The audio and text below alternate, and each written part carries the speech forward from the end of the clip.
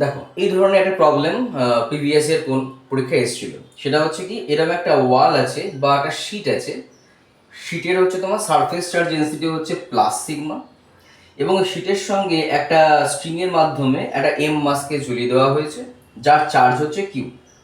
তাহলে বলছি এই অ্যাঙ্গেলটা কত? Find the angle theta when the sheet has a surface charge density sigma and the bob has a mass m and charge q। চারটে option আমাদের দেওয়া আছে। তাহলে বুঝতেই পারছো আমাদের এই প্রবলেমগুলো করার জন্য খুব সহজ আমাদের যে উপায় সেটা হচ্ছে আমাদের মনে রাখা যে এই স্ট্রিং এর মধ্যে দিয়ে কি কি ফোর্স কাজ করছে। But tan theta is equal to F horizontal divided by F vertical. Horizontal দিকে কি ফোর্স কাজ করছে আর ভার্টিক্যাল দিকে কি ফোর্স কাজ করছে যদি পেয়ে যাই তাহলে আমরা tan থিটা পেয়ে যাব।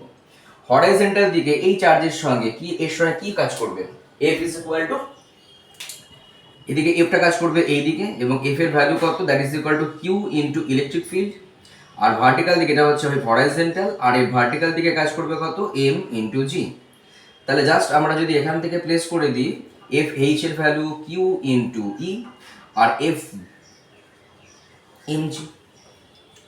এখনো কোনো কিন্তু আমরা অপশনের মধ্যে পৌঁছইনি। নেক্সট আমরা জানি একটা যদি সিগমা একটা শিটের সঙ্গে যদি তার সারফেস চার্জ ডেন্সিটি যদি সিগমা হয় তাহলে এদিকে যে ইলেকট্রিক ফিল্ডটা প্রডিউস হয় দ্যাট ইজ ইকুয়াল টু হয় কত, sigma divided by twice epsilon naught. Just এটা যদি পুট করে দিই তাহলে কিউ ইন্টু ই এর জায়গায় sigma divided by twice epsilon naught, নিচে তো এম যেটা রয়ে গেছে। দেখো ট্যান থিটা ইকুয়াল টু যদি এটা হয় তাহলে theta is equal two tan inverse q into sigma divided by twice। তাহলে আমাদের এই অপশন কারেক্ট।